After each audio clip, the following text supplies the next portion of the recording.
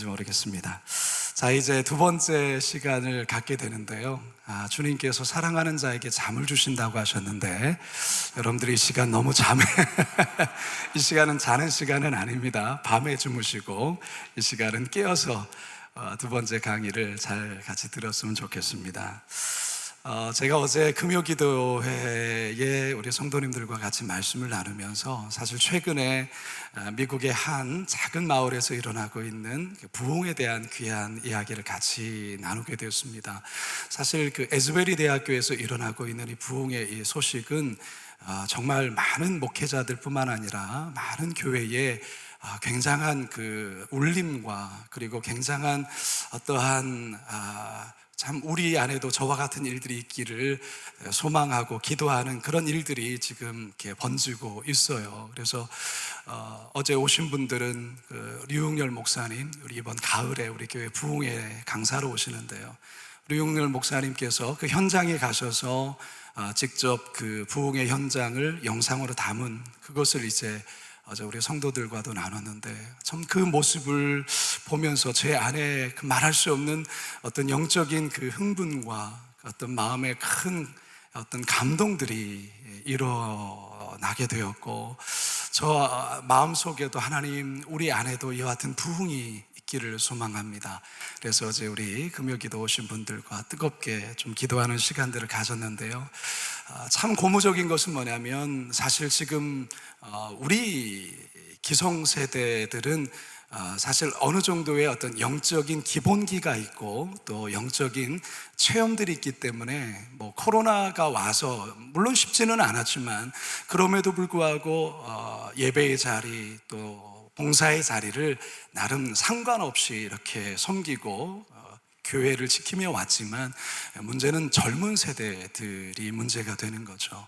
점점 젊은 세대들이 우리가 신앙생활 했었을 때하고는 너무나도 달라져 버린 그런 모습 속에 지금 한국교회가 굉장히 염려하고 있고 걱정하고 있는데, 이번에 이 부흥의 역사가 이제 젊은 대학생들에게 부어지고 있다라는 거예요. 그래서 미국에 있는 대학생들 사이에 다시금 하나님을 찾고 자신의 죄를 회개하고 좀 하나님 앞에 가까이 나오는 이 일이 굉장히 고무적인 거죠. 그래서 대학가를 중심으로 청년들에게 이 부흥의 은혜가 이제는 고등학교, 중학교로 번지고 있다는 것을 들을 때에 하나님께서 다음 세대를 이 부흥을 통해서 준비케 하시는구나 라는 그런 마음이 들었어요. 그래서 하나님, 우리 한국교회의 우리 젊은이들과 우리 중고등부 청소년 아이들에게도 하나님이 부흥의 불길을 허락해 주십시오라는 그런 기도하는 마음이 들게 되었어요.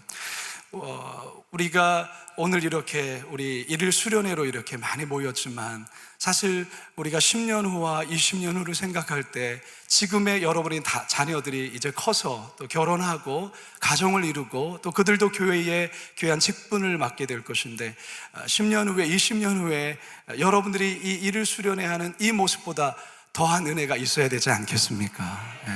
우리는 그것을 기대하고 꿈꾸고 기도해야 될 줄로 믿습니다. 제가 오늘 강의를 사실 준비를 하면서 최근 우리는 이 코로나19라는 이제 그 큰 팬데믹을 이제 서서히 이제 지나고 있지는 않습니까? 이제 막 지나고 있어요. 이 3년이라는 시간이 참 저에게도 이 3년이 참 큰 시간이었구나라는 생각이 드는 게, 여러분 벌써 제가 우리 교회에 부임하여서 이렇게 목회한 지 이제 5년 차가 되었는데요. 사실 5년이라는 시간이 꽤 긴 시간인데, 사실 마치 3년이라는 시간이 통째로 이렇게 날아가 버린 그런 어떤 느낌이 솔직히 있어요. 그러면서 이제 이 코로나를 지나서 이제 다시금 교회는 코로나 이전에 어떤 교회의 여러 가지 목회적인 또 훈련과 또 여러 가지 또 조직과 이거를 이제 다시금 정비하여서 다시금 이제 새롭게 목회를 향해서 나가야 되는 그런 시점 속에 있는데, 이 코로나가 지났지만 지금 뭐 지구촌에서 들려지는 많은 소식들은 여러 가지로 우리의 마음을 참 어렵게 하는 부분들이 많습니다. 생각지 않은 이 튀르키예와 시리아에서의 그 강한 지진으로 인해서 지금 계속 뭐 5만 명 이상 뭐 사실 묻혀 있는 그들을 수거한다면 정말 수십만이 죽게 되는 이런 상황들을 우리가 매일 뉴스를 통해서 우리가 접하고 있고요. 뭐 러시아와 우크라이나의 전쟁은 뭐 1년이 넘도록 계속되고 있고 계속 사람들은 죽어가고 있고 뭐 이런 여러 가지 소식들, 참 이런 소식들을 듣게 되어지면 주님께서 마지막 때에 난리와 난리의 소문이 나게 될 것이고 또 이런 어떤 말씀들이 이렇게 생각이 나는 거죠. 그러면서 우리가 주님 오실 때를 그게 언제일지는 모르겠지만 깨어서 준비해야 되는구나라는 계속적인 어떤 그 영적인 그 긴장감을 갖게 된다라는 것입니다. 근데 우리가 지금 코로나 3년을 지나면서 전반적으로 한국 교회의 신앙은 많이 다운된 거는 사실입니다. 이게 어떠한 그 데이터의 통계를 통해서 계속해서 이제 발표되지만 대체적으로 이제 그 신앙에 대한 부분이 이런 표가 있습니다. 한번 표 보시겠습니까? 코로나를 지나면서 신앙 자체의 관심이 약화됐다라는 게 이제 이 설문조사에 한 설문을 조사했는데 한 60%를 차지하게 되고요.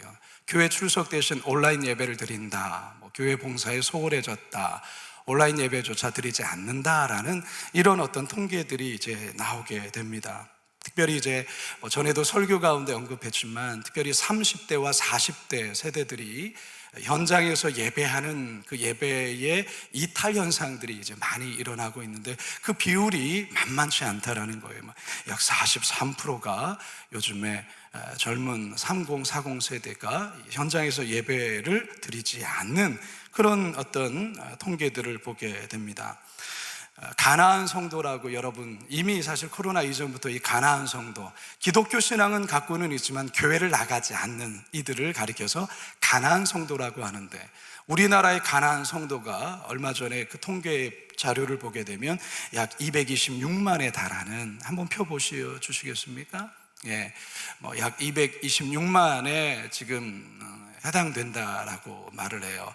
개신교인 전체 수가 약 771만 이라고 할 때에 가나안 성도가 저렇게 되어진다라는 것이죠. 예전에 우리나라 개신교 하면 약 1200만 이렇게 말했던 적이 있거든요. 사실 그거는 재적 출석의 부분입니다. 사실 실출석은 조금 달라요. 그리고 서로 출석도 서로 막 겹쳐지는 경우도 있고요. 근데 지금의 한국교회의 크리스천의 수가 약 770만 정도라고 할 때 그 가운데 220만 정도가 가나안 성도, 나는 뭐 기독교 신앙은 갖고는 있지만 교회는 나가지 않는다는 비율이 그 정도다라는 것입니다.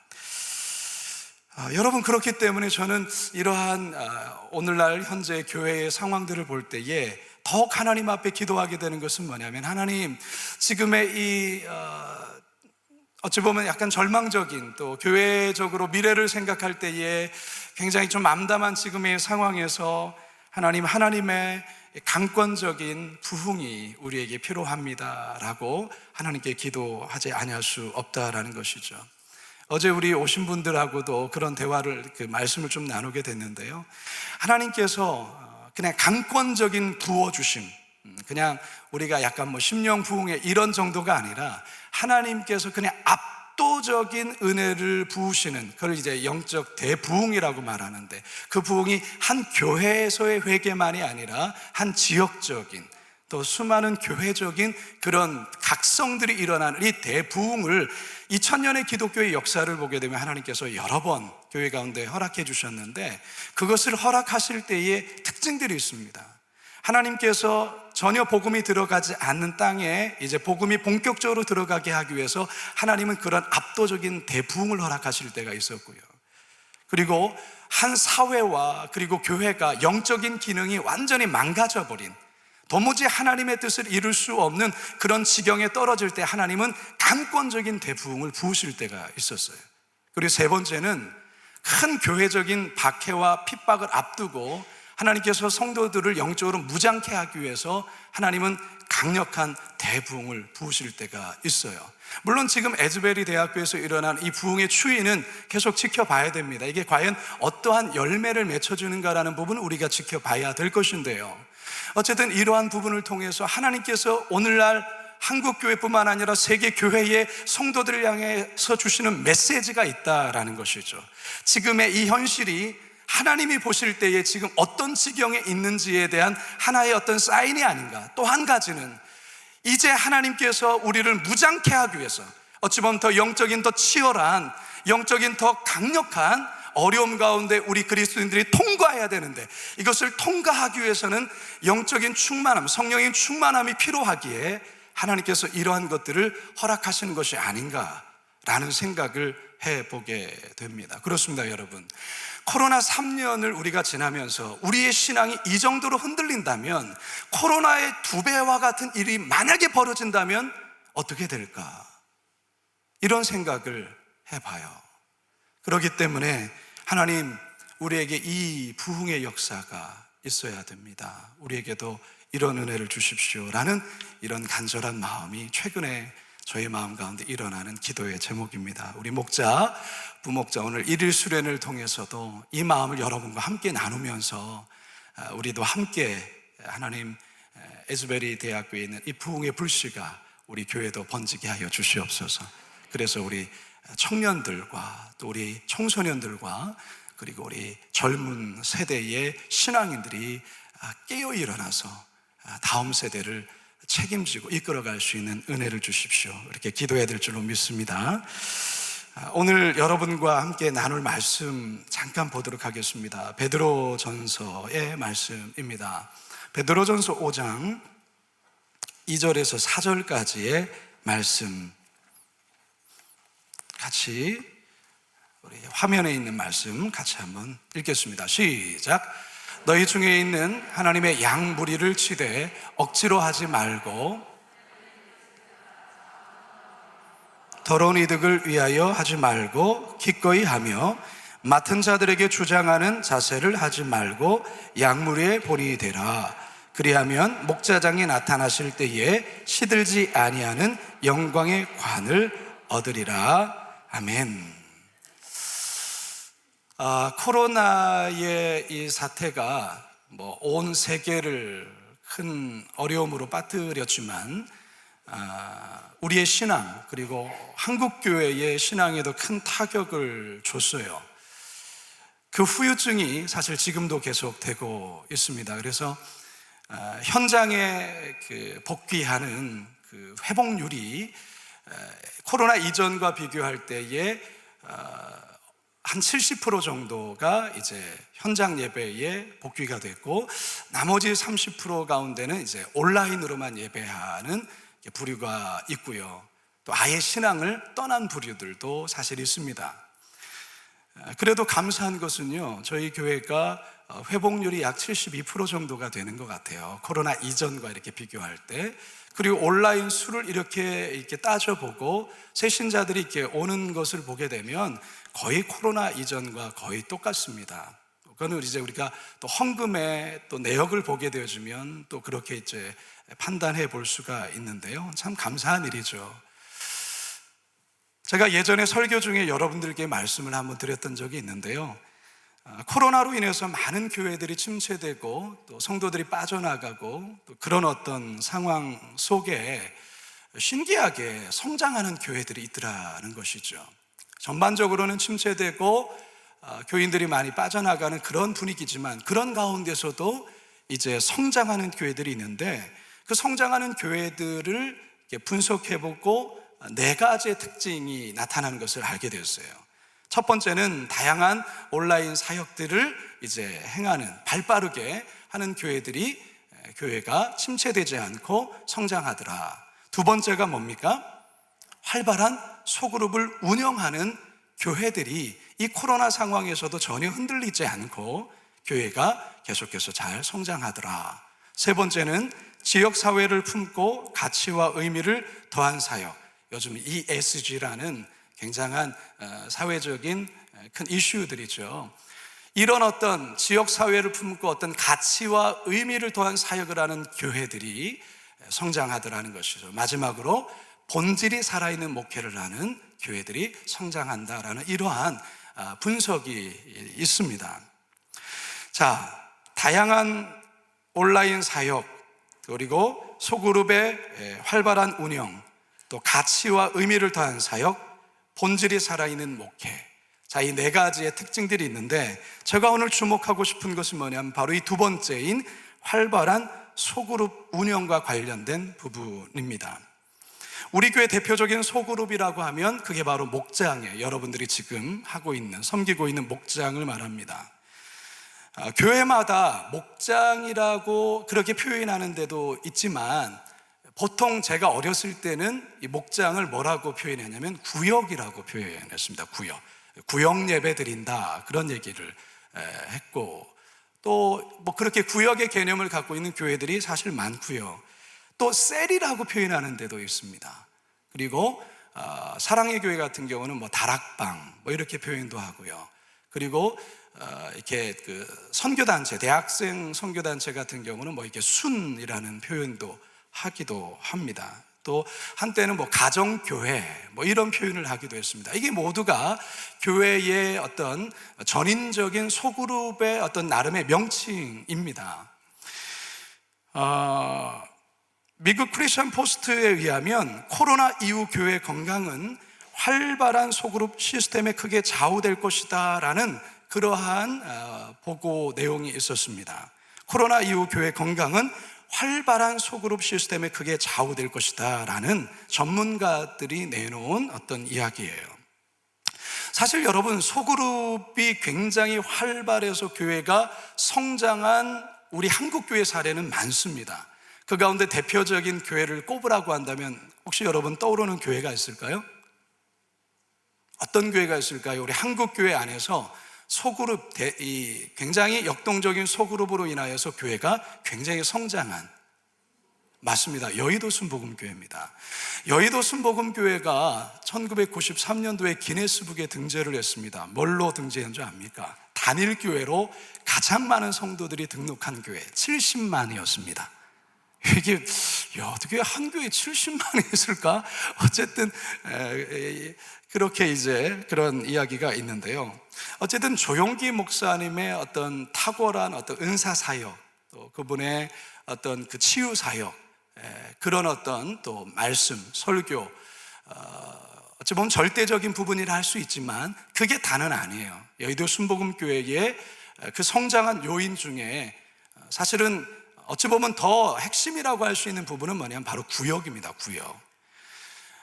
70만이라는 뭐 어마어마한 이 큰 성도가 이제 다니는 이 단일 교회이지만 그 교회 안에 아주 촘촘하게 작은 소그룹이 아주 활발하게 움직이기 때문에 바로 이것으로 인해서 교회가 건강하게 성장했다라는 것이죠. 구역. 여러분, 저는 직접 보지는 않았지만 여의도 순복음교회에서 한때에 뭐 빨간 가방이 유행했다. 혹시 들어보신 적 있으세요? 구역장들에게 빨간 가방을 주나 봐요. 이 빨간 가방을 소유하기 위해서 대단히 열정을 내면서 구역장이 된다는 말도 있고, 빨간 가방이 뜨면은 뭐 굉장히 주변이 긴장한다고 하고 그런 여러 가지 전설적인 이야기가 있더라고요. 무슨 말이냐면 여의도 순복음 안에 있는 이 소그룹, 구역, 또 그것을 이끌어가는 목자의 영향력이 대단하다라는 거예요. 거의 이제 목회자 수준이라 할 수가 있겠다 생각합니다. 지금 이거 끄셨죠? 좀 더운 것 같아요. 물론 제가 조명을 받아서 그렇겠지만 온도 조절을 좀 해주시면 좋을 것 같아요. 따뜻하면 졸립거든요. 그러니까 조절 좀 잘 해주시면 감사하겠습니다. 그래서 여의도 순복음교회의 이 소그룹인 이 구역, 이게 이제 한국교회뿐만 아니라 그래서 지금의 어떤 많은 교회들이 구역이라는 조직을 만들게 되어진 그런 어떤 배경 속에 여의도 순복음교회의 소그룹, 구역의 영향력은 대단히 크다라고 할 수가 있습니다. 그래서 저는 이 구역이라는 것, 또 우리는 이제 목장이라고 말하는 이 부분을 우리는 작은 교회라는 개념을 우리는 가지고 있으셔야 합니다. 그러니까 그 작은 교회의 목자들은 그야말로 목회자라고 할 수가 있고요, 부목자는요 전도사님이라고 할 수가 있는 것이죠. 그런 정체성을 가져야 되는 것이 필요하다라고 할 수가 있겠습니다. 아, 여러분, 이 코로나 팬데믹 지나면서 이제 교회가 그동안 우리 교회 안에 또 우리 신앙인들 안에 무너져 있기도 하고 약화되어진 이 신앙을 다시금 회복하는 아주 중요한 일 가운데 하나는 우리의 소그룹을 다시금 견고하게 세우는 데 있다라는 것이죠. 다시 말해서 목장을 다시금 새롭게 재건하는 데에 우리는 역점을 두어야 된다라는 것입니다. 여러분, 역동적인 목장, 역동적인 소그룹을 균형 잡히게 잘 이루기 위해서는 5가지 요소를 여러분들이 골고루 균형 있게 잘 감당하셔야 됩니다. 그 5가지 요소를 여러분과 나누고 싶습니다. 여러분들이 목장 안에는 어떠한 요소들이 또 있어야 되고 그것이 잘 이루어져야 되냐면, 첫 번째는 예배적인 요소입니다. 예배. 여러분, 우리 목장 모임이 세상에 개 타는 모임과 다른 특징이 있다면 뭐가 있습니까? 사실 비슷한 게 많습니다. 개 모임도 만나면 서로 이렇게 밥도 먹고 서로 근황도 나누고 서로 위로도 하고 그렇지 않습니까? 그 개 모임과 세상 사람들이 모이는 모임과 우리의 목장의 가장 큰 차별화라고 하면 뭘까요? 예배입니다. 예배. 세상 사람들은 예배하지 않지 않습니까? 우리의 소그룹 안에, 우리의 목장 안에 여러분들이 아주 중요한, 여러분들이 잊지 말아야 될, 여러분들이 함께 모이면 해야 될 것들이 바로 하나님을 향한 예배라는, 이 예배적인 요소라는 것입니다.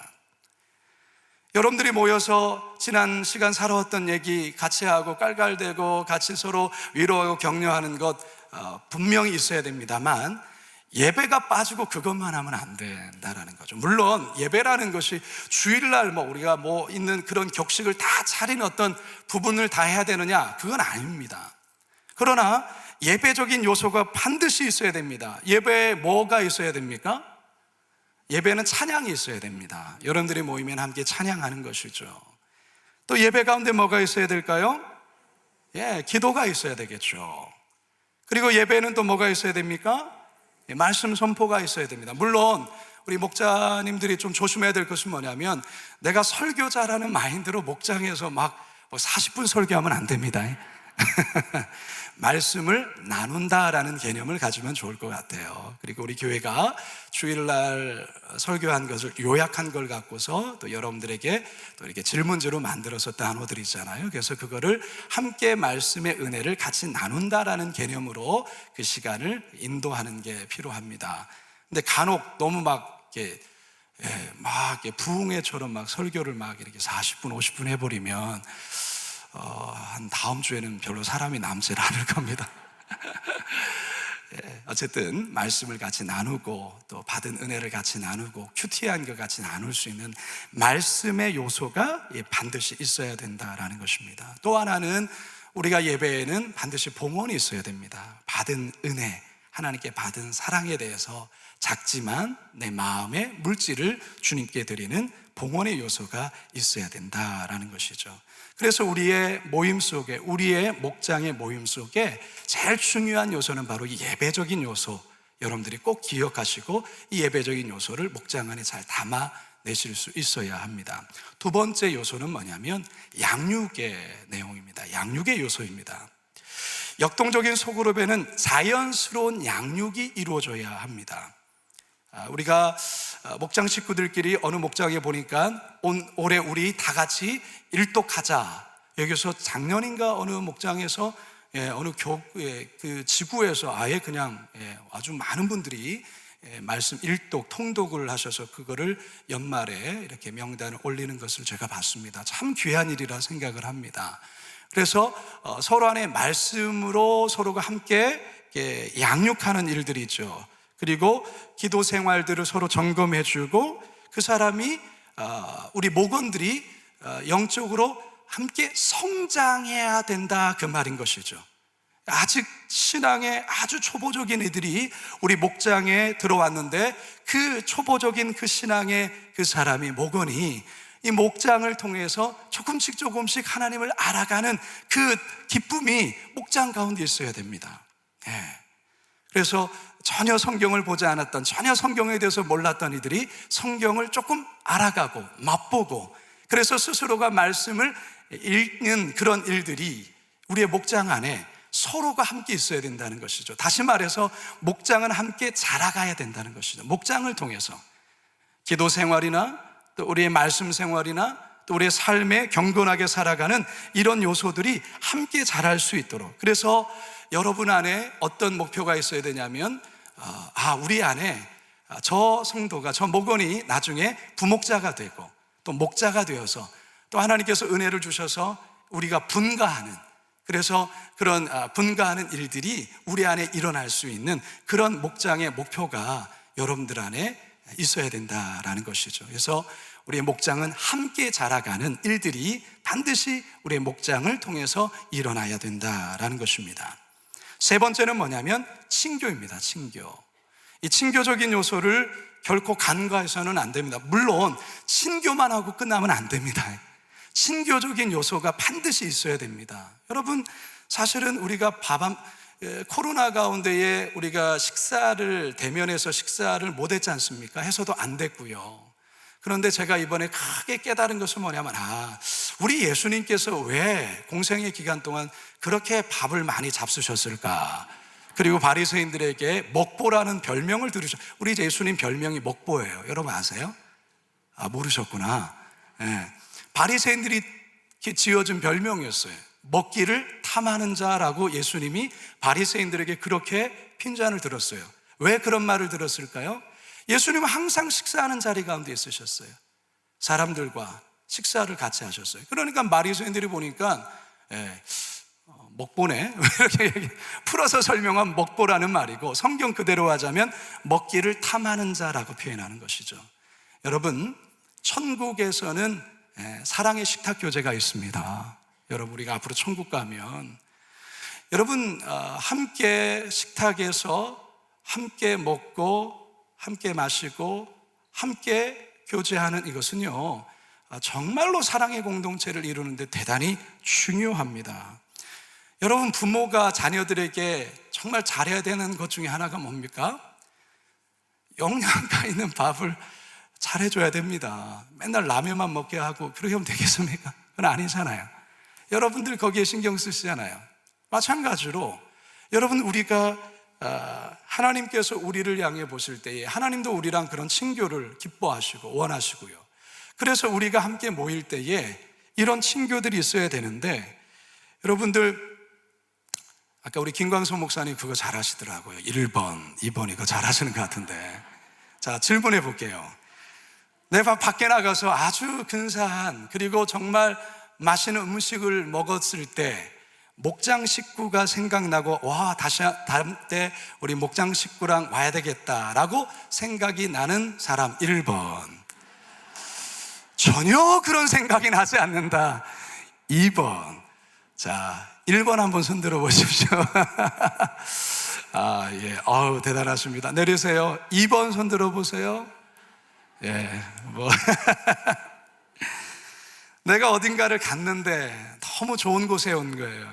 나중에 우리 목장 식구들과 함께 여기 꼭 한번 와보면 좋겠다, 이런 마음이 드는 것. 여러분, 이거 사랑이 없으면 안 되거든요. 여러분, 그런 마음이 우리 목자들에게 있다고 한다면 여러분들은 목장을 사랑하는 목자예요.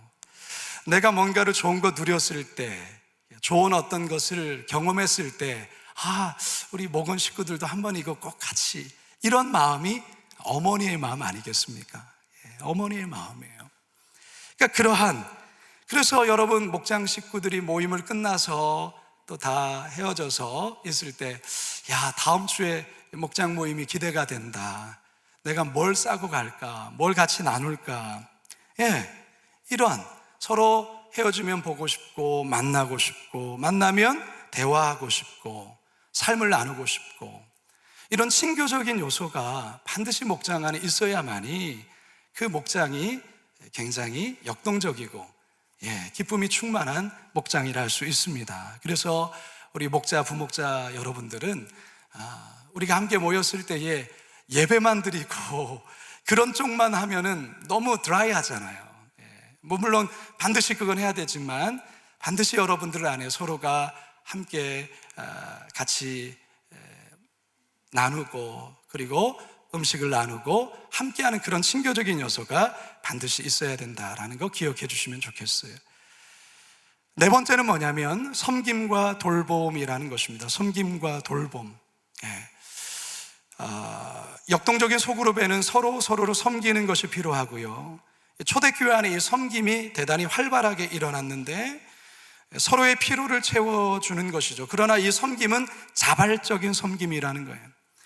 우리가 이렇게 교구에서 또 우리 지구에서 또 목장에서의 소식을 듣다 보면 참 몸이 아프신 분들의 이야기를 많이 듣게 됩니다. 뭐 항암 치료 받고 있는 분들, 또 여러 가지 뜻하지 않는 사고를 당해서 어려움을 겪고 있는 이들, 또 코로나 상황에서 경제적인 큰 어려움을 당하시는 이런 분들이 사실 목자들의 보고에 의해서 또 우리 부목사님들에게 전해지고 또 부목사님 통해서 이제 저에게 이제 보고가 되거든요.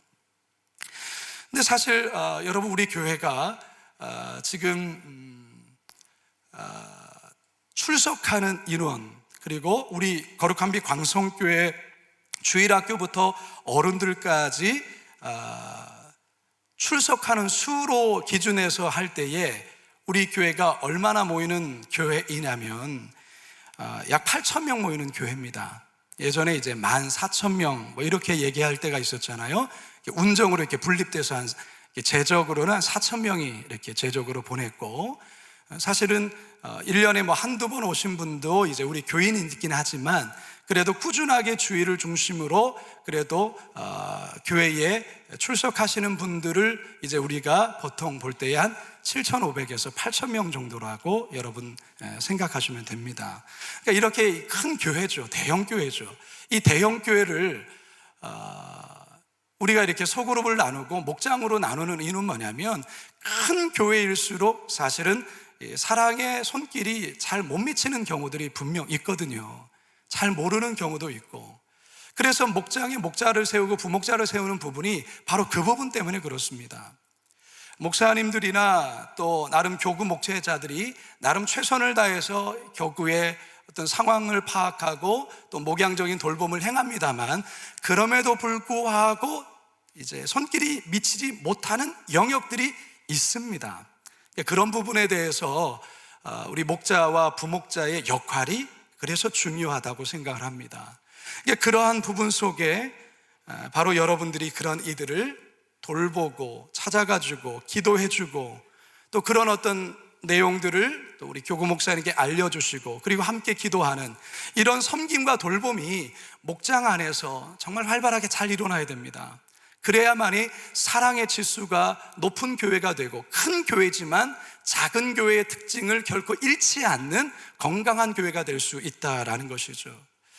제가 최근에도 한 교구에 몸이 참 아프신 분의 이야기를 듣게 됐어요. 그래서 시간을 내서 한번 찾아가서 기도해드리고 그런 일들이 있었는데, 꾸준하게 그 교구에서 또 목장에서 안타까운 마음으로 함께 기도하고 또 같이 울어주고, 정말 너무너무 안타까운 거예요. 너무너무 안타까운 거예요.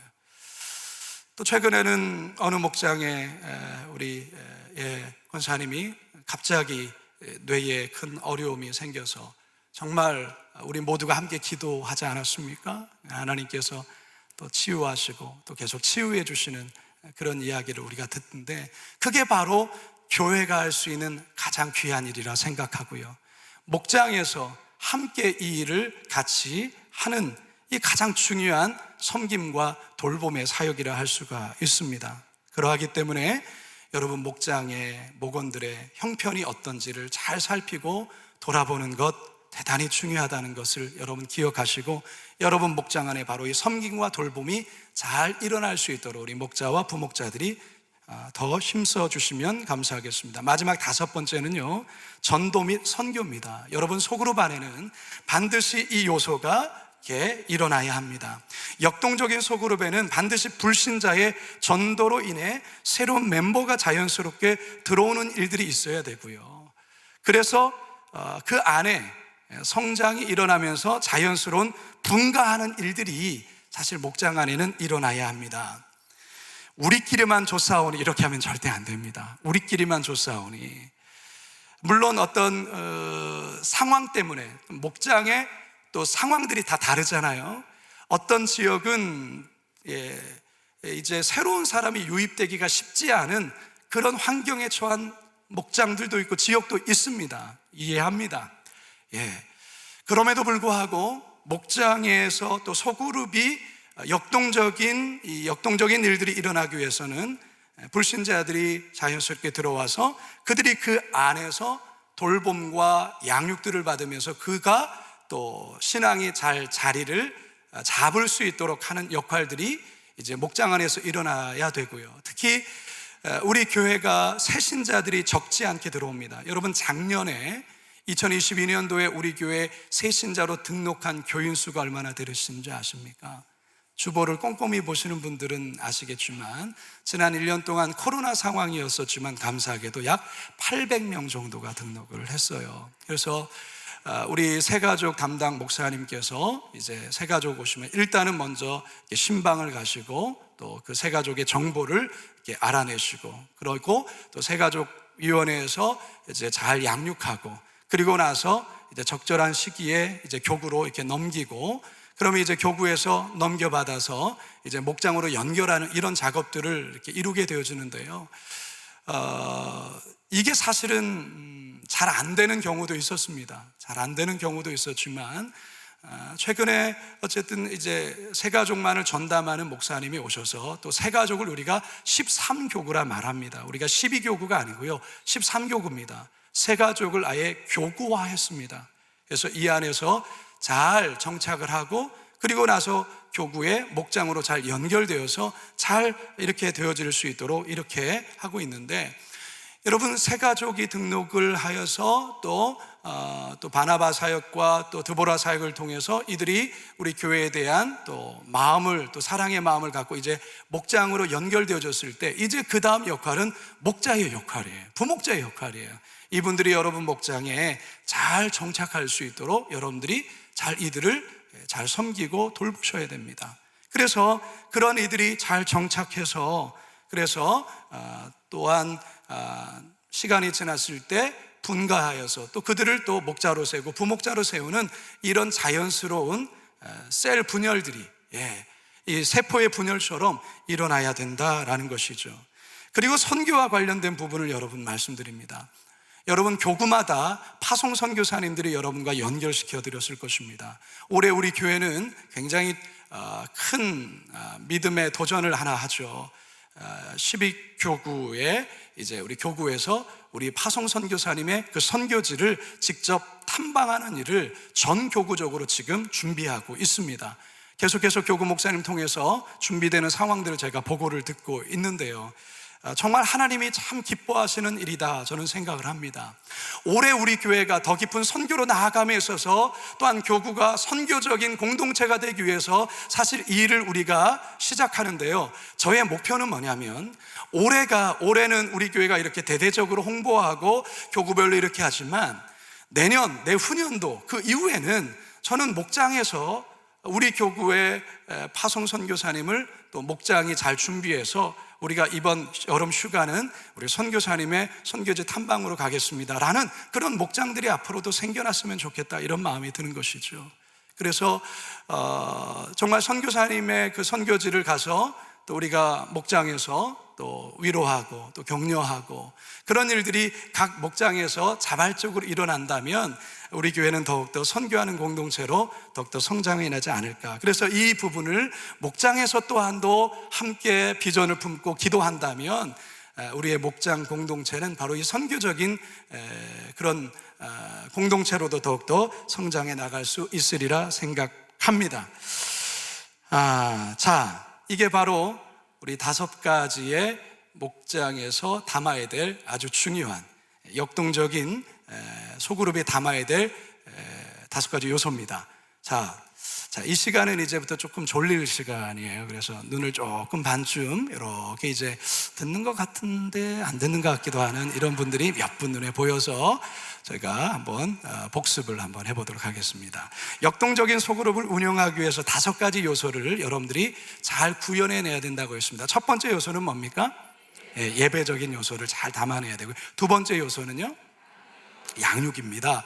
양육. 세 번째는요, 친교입니다. 그리고 네 번째는요, 섬김과 돌봄입니다. 다섯 번째는요, 전도와 선교입니다. 이렇게 해서 끝내야 되는데 한 가지 더 해야 됩니다. 오늘 제가 여러분께 같이 나눈 이 말씀을 잠깐 나누고 이제 마무리하도록 하겠는데요. 이 5가지의 이 요소를 여러분들이 목장 안에서 잘 살려내시면 여러분 목장은 살아있는 목장이 되고요. 여러분 목장이 살 때 뭐가 산다고요? 교회가 삽니다.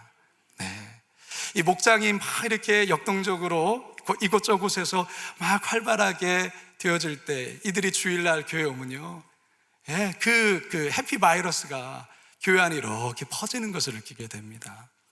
반대로 여러분, 목장이 늘 갈등이 있고 늘 서로가 막 다투고 이러면 교회에 오는 기쁨이 있겠습니까? 마찬가지겠죠. 우리가 반대로 목장이 기쁨으로 충만할 때, 이 역동적인 이런 일들이 벌어질 때 교회가 산다라는 것이죠. 그런데 목장을 역동적으로 이끌기 위해서 중요한 게 있는데, 그 중요한 것은 바로 여러분 목자의 학위에 달려있다라고 할 수가 있습니다. 요거 여러분과 조금 나누고 말씀을 맺도록 하겠습니다. 베드로전서 5장 2절 말씀 우리 방금 전에 읽었는데요, 한 번 더 읽어볼까요? 시작. 하나님의 양무리를 치되 억지로 하지 말고 하나님의 뜻을 따라 자원함으로 하며. 이 말씀에서 중요한 2개의 단어가 있습니다. 한번 찾아보실까요? 억지로 하지 말며, 그리고 자원함으로 하며, 이겁니다. 베드로 사도를 통해서 우리에게 전해주신 이 베드로 전서의 말씀은 하나님께서 베드로를 통해서 우리들에게 주시는 말씀이겠죠. 하나님이 우리에게 말씀하십니다. 하나님의 양무리를 치되 어떻게 하지 말고요, 억지로 하지 말라라는 거예요. 마지못해서 억지로 하지 말라. 기쁨으로 자원하는 마음으로 하라, 그렇게 말하고 있어요. 여러분, 자녀가 밥을 억지로 막 깨작깨작 먹을 때, 마지못해서 먹을 때 여러분 기분이 어떻습니까? 너무 좋으세요? 그거 아니잖아요. 깨작깨작 먹는 것 같기도 하고 안 먹는 것 같기도 하고, 먹으라고 하니까 억지로 막 이렇게 먹는 거 볼 때에 먹지 마! 이렇게 한다는 말이 아니고, 그런 마음이 막 이 안에서 막 이렇게 올라오지 않습니까? 여러분, 하나님도 마찬가지로 억지로 마지못해서 하는 거 하나님 기뻐하지 않습니다. 하나님이 기뻐하시는 것은 자발적으로 하는 마음이죠. 감격에 겨워서. 사도 바울이 고린도 교회를 향해서 헌금에 관해 이야기할 때도 헌금 어떻게 하라 라고 말하냐면, 고린도서 9장 7절에 이런 말씀이 있어요. 한번 띄워주실래요? 시작. 인색함으로나 억지로 하지 말지니 하나님은 즐겨내는 자를 사랑하시는. 신앙의 원리가 그거예요. 억지로 하는 것이 아니라는 것이죠. 즐거워하면서 자원함으로 하는 이 마음 하나님 기뻐하신다는 것이죠. 물론 여러분, 목자 일을 감당하다 보면 힘들 때가 있잖아요. 우리 아까 김관소 목사님 아주 리얼하게 잘 말씀해 주신 것처럼, 이런 목장이 내 마음과 내 뜻대로 늘 은혜 충만하면 얼마나 좋겠어요. 근데 그러지 않을 때도 있잖아요. 그럼 막 속상하잖아요. 올해까지만 하고 그만둬야 되는데. 여러분, 우리 부교육자들이 이제 9월과 10월이 다가오면 이제 그들이 바짝 긴장하는 건 뭐냐면, 올해까지만 하고 그만두면 안 되는데, 이런 어떤, 왜냐하면 쏠쏠쏠쏠 이렇게 흘리거든요. 목사님, 제가 올해까지만 할게요. 이런 어떤, 물론 이해가 됩니다. 왜 이게 안 되겠습니까? 삶을 하다 보면, 이렇게 사역을 하다 보면 어려움이 있어요. 그래서 이거 억지로 하게 되는 경우도 있습니다. 그런데 그 억지로 하는 마음이 오래 지속되면 안 돼요. 뭐가 지금 방송에 뭐가 있는데, 방송에서 뭐가 흘러나와요. 방송팀, 방송에 마이크가 뭐 켜진 것 같아요. 여기에서 뭐가 흘러나와요. 자, 이런 방송 사고가 가끔 있을 수 있습니다. 그래서 자, 여러분, 뭐 하지 말고 어떻게 하라? 억지로 하지 말고 자원함으로 하라. 쉬운 성경에 보니까 이거를 이렇게 번역하고 있더라고요. 여러분들에게 맡겨진 하나님의 양떼를 잘 돌보십시오. 기쁨으로 그들을 돌보며 억지로 하지 마십시오라고 쉬운 성경 그렇게 번역하고 있습니다. 하나님은 자원해서 하는 자를 기뻐하시고 사랑하십니다. 우리 목자, 부목자 여러분들 기쁨으로, 자원함으로, 기쁨으로 감당하시기를 주님의 이름으로 축원합니다. 두 번째는 뭐냐? 사리사욕이 아닌 순전한 마음으로 목양하라, 그렇게 말씀하세요. 베드로전서 2장 하반절 시작. 자, 이제 배고프셔서 지금 미디어 팀이 자꾸만 실수하는, 베드로전서 5장 2절 하반절 시작. 더러운 이득을 위하여 하지 말고 기꺼이 하며. 더러운 이득으로 자신의 사리사욕을 채우기 위해 공동체를 섬기지 말라, 그런 것이죠. 순전한 마음으로, 순수한 마음으로, 하나님을 사랑하는 마음으로 그 일을 감당하라, 이렇게 말하고 있습니다. 초대교회 당시에 이게 이제 장로들에게 하는 말이거든요. 당시에 초대교회 장로들에게 하는 말인데, 당시에 어느 특정한 장로들은 교회에서 어떤 사례를 지급한 것 같아요. 그렇기 때문에 어떤 그런 이득을 바라보면서 그 일을 하지 말고 기꺼이 순전한 마음으로 헌신적인 자세로 해라, 그렇게 말하고 있어요. 여러분, 목장에서 여러분 정말 조심해야 되고, 여러분들 하나님 앞에 우리가 바로 서야 될 부분은 뭐냐면 이 물질과 관련된 부분입니다. 재정적인 부분이에요. 여러분, 절대로 교회 안에, 특별히 이제 목장 안에서 어떤 돈 거래에 서로 얽혀서는 절대로 안 됩니다. 그러면 신앙도 베리고 또 교인도 교회를 떠나게 되고 그렇게 되어집니다. 그러니까 뭐 여러 가지 어떤 상황 속에서 그런 일들이 벌어질 수는 있지만 절대로 안 됩니다. 여러분, 돈 거래는, 돈으로 얽힌 관계는 반드시 신앙도 깨지고 교회가 어려워집니다. 절대로 만약에 어쩔 수 없이 돈을 빌려준다, 그럼 그 받을 생각하고 빌려드리면 안 돼요. 받지 않을 각오로 해서 빌려준다면 빌려주세요. 왜냐하면 만약에 그것을 한 이상 마음속에는 그 성도가 성도로 보이지 않고 언제 돈 갚지? 이렇게만 보여요. 그러면 이미 신앙은 이렇게 안 좋은 신앙으로 가게 되는 거예요. 그렇기 때문에 이게 참 어려운 이야기지만 오늘날 이 재정적인, 이 물질적인 문제로 인해서 많은 교회들의 문제가 바로 이 문제예요. 목회자의 문제도 이 문제고, 성도들 간의 문제도 이 문제고, 그래요. 물질의 문제입니다. 그렇기 때문에 우리가 깨어 있어야 될 부분이 이거예요. 우리가 자원해서 어려운 이들을 함께 돕자. 그래서 어려운 이들을 돕는, 이거는 아름다운 일이에요. 그러나 서로가 돈을 거래하고 내가 이렇게 불려줄게, 서로가 뭐 이런 어떤 부분으로 서로 성도들이 맺고 이렇게 얽혀지게 되어준다면 그건 신앙이 베리게 되는 거예요. 그래서 이건 뭐 여러분들이 하라 그 말은 아니지만 정말 어쩔 수 없이 돈을 빌려줘야 될 상황이라고 한다면 그거를 받을 생각하지 마시고 그런 각오로 해줄 수 있으면 하고, 여러분들이 감당할 수 있는 한 범위 안에서 받을 생각하지 말고 이렇게 기부할 수 있는 그런 부분이어야 여러분 신앙도 살고 교회도 살고 목장도 삽니다. 이건 여러분들이 정말로 함께 소그룹 운영하면서 정말 중요한 부분이고요. 그리고 여러분, 비밀에 대해서는 절대로 이야기하거나 그런 어떤 친한 사람들끼리 뭐 이런 어떤 부분으로 절대로 하면 안 돼요. 서로 교인들끼리 서로 하다 보면 친한 사람들이 있지만 좋은 얘기는 하세요. 좋은 얘기는 많이 하고, 혹시나 이 말이 누군가에게 누가 되거나 어떤 아픔이 있는 부분이라면 절대로 말하면 안 돼요. 그거는 평생 우리 목자, 부목자들, 이거 오늘 여러분 여러분 약속하셔야 됩니다. 이런 문제가 가까운 사람들에게 뭐 얘기를 한다는 게 그게 서로가 오해가 오해를 낳게 되어지고, 그래서 누군가는 상처를 입고, 이런 일들이 공동체 가운데 있을 수 있어요. 그러니까 좋은 얘기는 많이 하세요. 좋은 얘기. 그리고 아픈 얘기를 듣거들랑 그거는 여러분들 기도하라는 하나님의 사인으로 받고 골방에 들어가셔서 여러분 기도하세요. 근데 저 기도 제목을 나누기 그거 하지 마세요.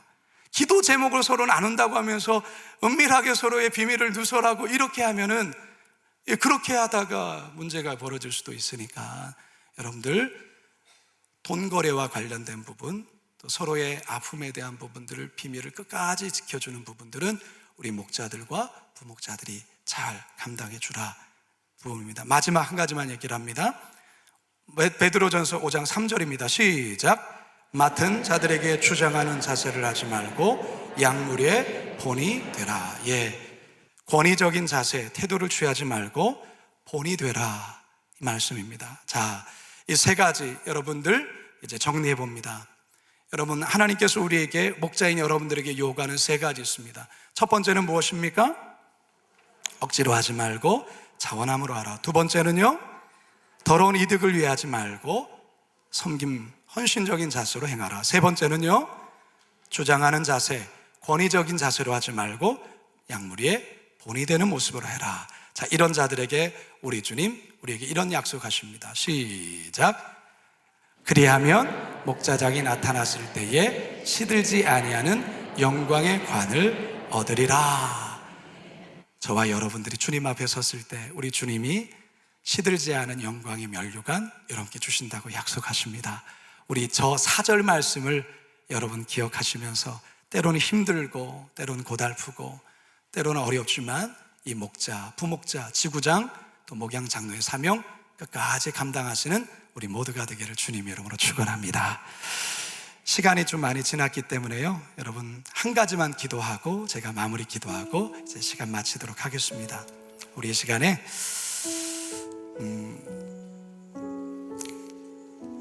이 시간 나를 목자로, 부목자로, 또 지구장으로, 또 목양장로로 불러주신 하나님께 감사한 마음을 가집시다. 참 내가 무엇이 간데 하나님께서 나에게 이 귀한 직분을 주셨는가. 하나님께서 여러분을 향한 기대가 있습니다.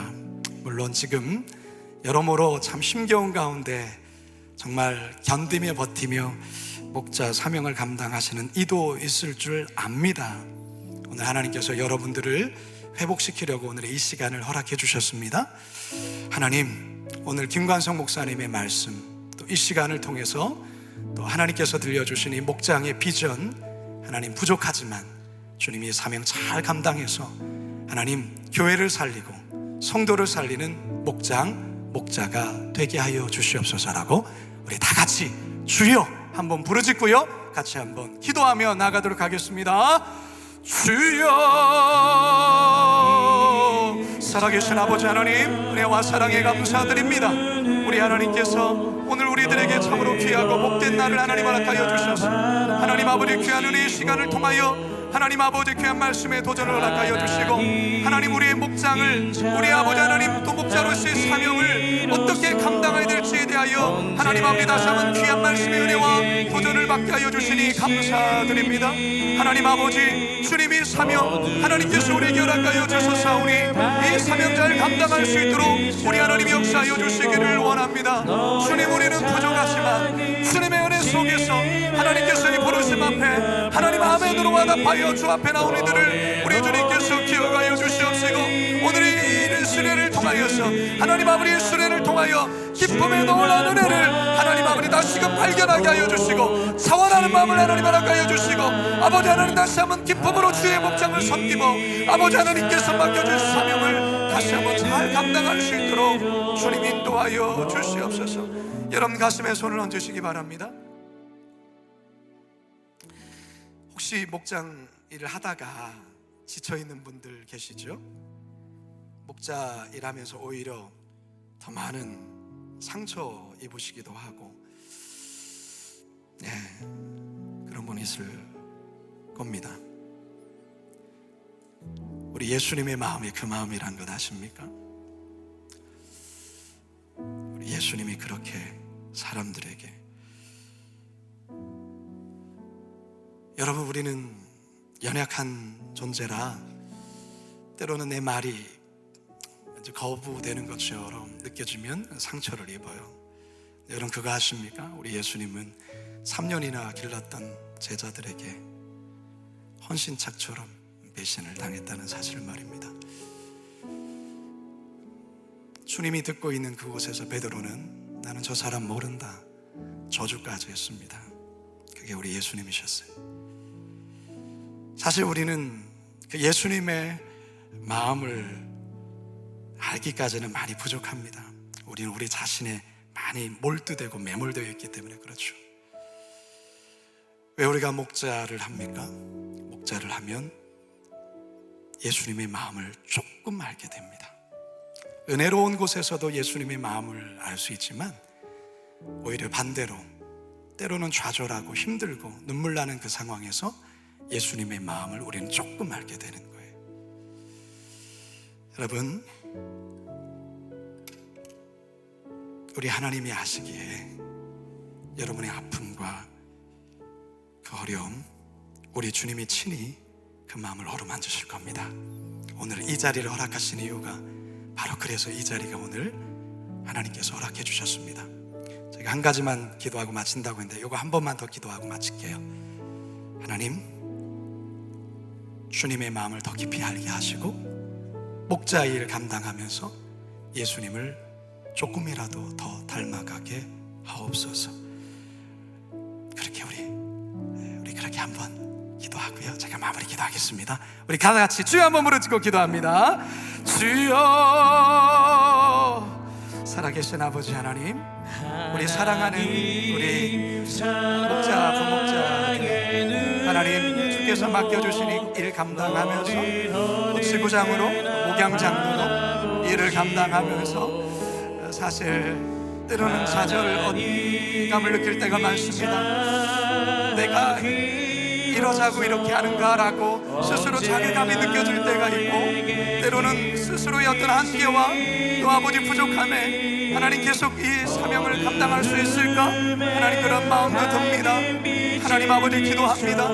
하나님, 주님께서 이 일을 맡겨주신 것 하나님 사람이 아니라 하나님이 맡겨주셨사오니 하나님 기도합니다. 이 일을 통해서 때로는 아프고 힘들 때 끝까지 하나님 그 자리에서 하나님 우리가 서 계실 때 하나님 우리는 예수님의 마음을 조금이나마 더 알게 되는 줄로 믿사오니 그 예수님의 마음을 알고 예수님의 마음을 닮아 주님 더 하나님 앞에 아버지 하나님 나아갈 수 있도록 주님 이 시간 특별한 위로와 치유로 하나님 함께하여 주십시오. 하나님 참 고맙습니다. 우리 목자들이 얼마나 수고를 많이 합니까? 또 우리 부목자 그리고 지구장님들, 우리 목양장로님들, 하나님 제가 일일이 다 이야기할 수는 없지만 우리 하나님 아시기에 하나님 이들에게 하나님께서 큰 은혜와 위로를 부어주시옵소서.